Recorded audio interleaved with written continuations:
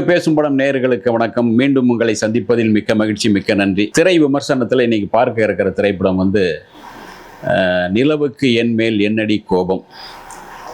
கோபம் அவங்களுக்கு இல்லை, மக்களுக்கு தான் கோபம். தேட்டரில் யாருமே இருக்க மாட்டேங்கிறான், தேட்டருக்கு யாரும் போக மாட்டேங்கிறான். அதாவது தனுஷுடைய நேரமோ அவருடைய அக்கா பையனுடைய நேரமோ அவருடைய அந்த பிஆர்ஓ ரியாஸுடைய நேரமோ தெரியல.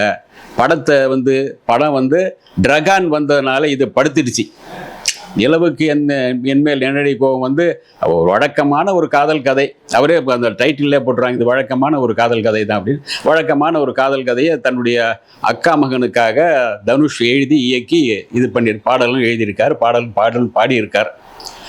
தாத்தா அவருடைய தனுஷுடைய அப்பா கஸ்தூரி ராஜா படத்தை இயக்கியிருக்கின்றார். குடும்ப படம் இது, அதனால குடும்ப படம் வாங்கினால ஒரு காதல் படம். அதே சமயத்தில் ஹீரோ ஹீரோவுக்கு ஒரு அப்பப்போ வர்றான். ஆனால் ஹீரோவுக்கால அந்த முகத்தில் ஒன்றுமே இல்லை. சில நடிகர்கள் வழக்கம் போல் சிரித்து வழக்கம் போல் பேசி அப்படியே போவாங்களா, அந்த மாதிரி தான் இருக்குது. அதில் நடிப்புங்கிறது ஏதாச்சும் இல்லை. ஒருவேளை குடும்பமே சினிமாவில் இருக்கிறனால இவருக்கு நடிப்பு வந்துடும் நினச்சாங்களோ என்னன்னு தெரில. பிரபுங்கிற கதாபாத்திரத்தில் நடிச்சிருக்காரு.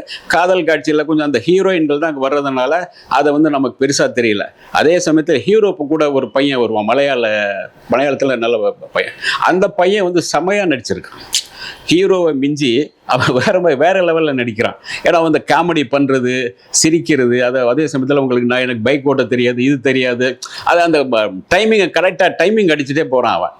அந்த கலகலப்பு இவன்ட்ட கொஞ்சம் மிஸ்ஸிங்காக இருந்தாலும், கொஞ்சம் கலகலப்பு இருந்தாலும் கூட, ஆனால் ஹீரோவுக்கு இன்னும் கொஞ்சம் நடிப்பை கொஞ்சம் சொல்லி கொடுங்கப்பா, அல்லது ஏதாச்சும் ஒரு கூத்து பற்ற, வெங்காய பற்ற, ஏதாச்சும் ஒரு பட்டறைக்கு அனுப்பி கொஞ்சம் நடிப்பு சொல்லி கொடுங்க.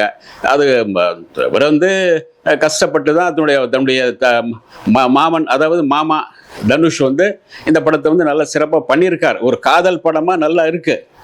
ஆனால் தேட்டருக்கு தான் ஆட்கள் வரமாட்டேங்கிறாங்க. இன்றைக்கி தேட்டர் ஃபுல்லாக காலியாக கிடக்கான்.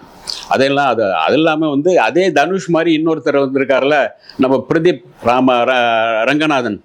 அவருடைய படம் தேட்டர் ஃபுல்லாக கிடக்க, இந்த படத்தினுடைய நிலவுக்கு என்மேல் என்னடி கோபம் தேட்டரில் தேட்டர் காலியாக கிடக்கு. தேட்டர்களே காலியாக கிடக்கான். அந்தளவுக்கு படம் செல்ஃப் எடுக்கலை. அதே சமயத்தில் தனுஷுக்காக தனுஷ் டைரக்ஷன் பண்ணியிருக்காருன்னு சில பேர் உள்ளே வர்றாங்க. மற்றபடி இந்த படத்தில் பெருசாக இருக்கிறதா இல்லை. ஒரு லவ் சப்ஜெக்ட் கலகலப்பாக கொடுத்துருக்கார்.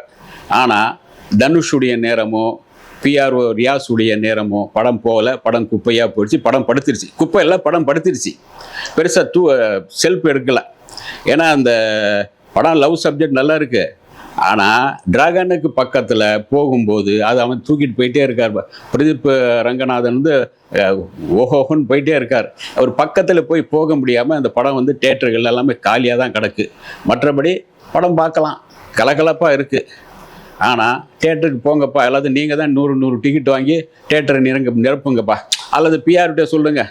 ஒரு நல்ல பிஆர்ஓ அமைஞ்சிருந்தால் இந்த படத்துக்கு நல்ல பப்ளிசிட்டி கிடச்சிருக்கும்.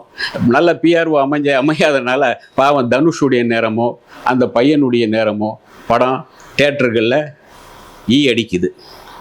மற்றபடி பார்க்கலாம். இந்த வீடியோ உங்களுக்கு பிடிச்சிருந்தா லைக் பண்ணுங்க, ஷேர் பண்ணுங்க, கமெண்ட் பண்ணுங்க, சப்ஸ்கிரைப் பண்ணுங்க, மறக்காம பெல் ஐகானை கிளிக் பண்ணுங்க.